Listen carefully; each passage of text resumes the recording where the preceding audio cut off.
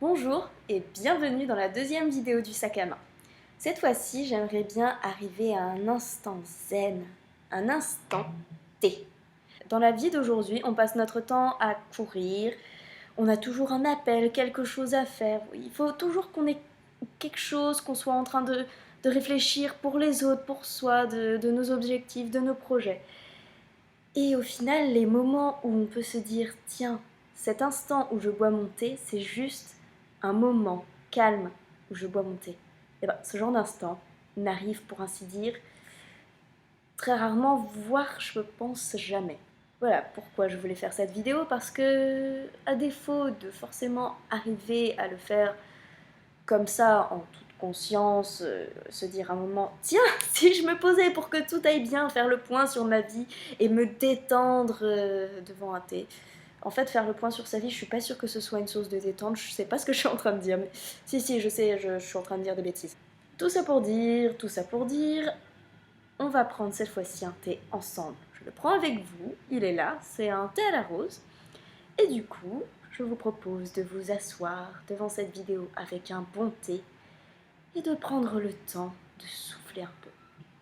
J'aimerais bien en profiter pour vous présenter quelques thés que moi je bois de temps en temps. Et c'est pas les thés que je bois habituellement, c'est les thés que je bois vraiment quand j'ai envie de penser à autre chose, me concentrer vraiment sur le goût du thé en question, que j'ai envie vraiment de penser à rien, c'est les thés là que je bois. Du coup, je vais vous montrer quelques petits thés et à vous de voir si vous avez appris, si ça vous a donné envie de les goûter ou si effectivement vous les connaissez et que vous aussi c'est votre thé préféré. On va voir, je vous les présente. Le premier thé que je vais vous montrer, c'est le thé à la rose de chez Yogiti, qui se présente ainsi. Bon, j'ai juste pris les dosettes et pas forcément les boîtes en fait. Donc voilà, c'est le thé à la rose de chez Yogiti, qui selon moi est sans doute un des meilleurs thés à la rose que j'ai pu goûter. D'habitude, je sais pas si vous connaissez le problème, mais il y a très vite un espèce de goût toilette. En fait, c'est vraiment ça, tout ce qui est à base de rose, même dans la cuisine ou la pâtisserie. Tout ce qui est à base de rose peut vraiment devenir insupportable, trop prenant au niveau du nez. Et je trouvais que celui-là était vraiment exceptionnel. Je le prends régulièrement parce que pour moi, c'est vraiment la référence en matière de thé. Un autre thé que j'adore tout simplement et qui vient d'une marque que j'adore vraiment, c'est le thé au génépi des Deux Marmottes. Alors, les Deux Marmottes, déjà, c'est une grande histoire d'amour. Depuis que je suis allée à des stages de musique dans les Alpes, dans les montagnes, et ensuite j'ai découvert que, en fait, il y en avait partout et je fais pas forcément très attention. Moi, c'est vraiment, tout à coup, je vois un nom qui me plaît et en général, je suis assez fidèle à certaines marques de thé. C'est vrai, j'ai mes petits chouchous, disons ça, et les Deux Marmottes en fait en fait partie. Donc j'ai choisi celui-ci, le thé au génépi. Tout simplement, j'étais dans les montagnes. Qu'est-ce qu'on boit dans les montagnes? Le petit Dijon de la fin du repas, c'est le génépi. Donc quand j'ai vu ça, j'étais là, oh mon dieu. Ils ont fait une version thé, donc totalement saine, et une façon de ne pas finir complètement. Vous voyez ce que je veux dire? Mais voilà, une version thé du génépi, du Dijon de fin de repas, et moi ça me plaisait. Je l'ai goûté, et franchement, il y a des très bonnes notes dedans. Un peu, notamment des notes d'agrumes, voilà, c'est ça, des notes arôme orange, arôme bergamote, arôme citron. Et justement, ça fait vraiment un petit côté en plus Earl Grey. Il y a un petit côté matin, et du coup, en fait, il y a des matins où j'ai vraiment du mal, genre un petit dimanche matin où il fait pas beau, je prends du thé au génépi, et tout à coup, en fait, pas que ça illumine la journée, mais il y a vraiment un goût différent que donne le génépi qui est très sympa en bouche. Franchement, à tester. Et c'est pas le seul thé très bon des Deux Marmottes. J'aurai le temps d'en reparler dans une prochaine vidéo, mais il y a franchement des thés chez eux qui sont juste géniaux, quoi. Une petite trouvaille que j'ai fait dans un magasin asiatique, c'est celui-ci. C'est donc un thé, je pense que c'est japonais, si je me trompe pas.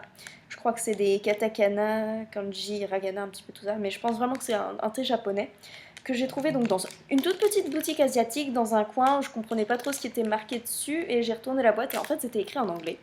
Donc j'ai pu un peu déchiffrer et en fait j'ai découvert que c'était un, un thé avec un blended, donc avec une partie de thé et une partie de thé matcha.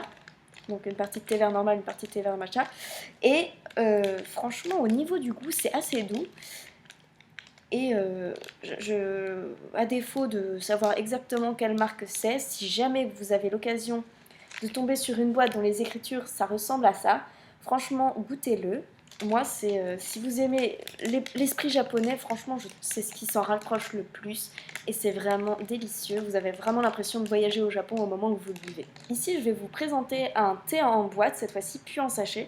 C'est le label impérial de chez Kusmiti. Kusmiti est sans doute une de mes marques préférées. Et la toute première fois que j'ai senti le label impérial, je me suis sentie un peu bizarre, un peu désarçonnée par les notes, parce que ça a vraiment un goût très profond, très rond en fait, très rond au fond de la gorge et un goût persistant, pas forcément dans le mauvais sens du terme, mais qu'on garde vraiment en bouche en fait. Du coup, pour être un peu plus précise, donc c'est un thé vert par contre. Les deux premiers thés que je vous ai montrés avant, la rose et le génépi, ce sont des thés noirs. Celui-ci est un thé vert et le Kusmiti, c'est bien un thé vert aussi. Tout ça pour dire, je vais être un peu plus précise au niveau des saveurs qu'il y a dans le label impérial. Et donc il mettait, oui c'est ça, des notes avec de l'orange, de la vanille et de la... Ah, cinnamon, c'est de la cannelle, voilà. Je trouvais plus le mot en français, je comprenais. En tout cas, c'est vraiment... Voilà, c'est ça. Le goût de vanille et de cannelle, en fait, peut être très surprenant par leur rondeur. Et l'orange permet vraiment de redonner un peu de punch dans le mélange de saveurs qui est très intéressant. Voilà, je vous ai montré un peu les thés qui me plaisaient. Maintenant, ce que j'aimerais bien, c'est finir sur une note encore un peu montagnarde. J'espère que vous m'en voudrez pas de ça, mais je me suis tellement plu dans les Alpes que je n'ai pas pu résister le jour où je suis tombée sur la marque Province d'Antan qui faisait cette magnifique, alors j'ai du mal à mettre, mais c'est la tisane des Alpes, donc qui est bio en plus. Et dedans, justement, on retrouve le génépi.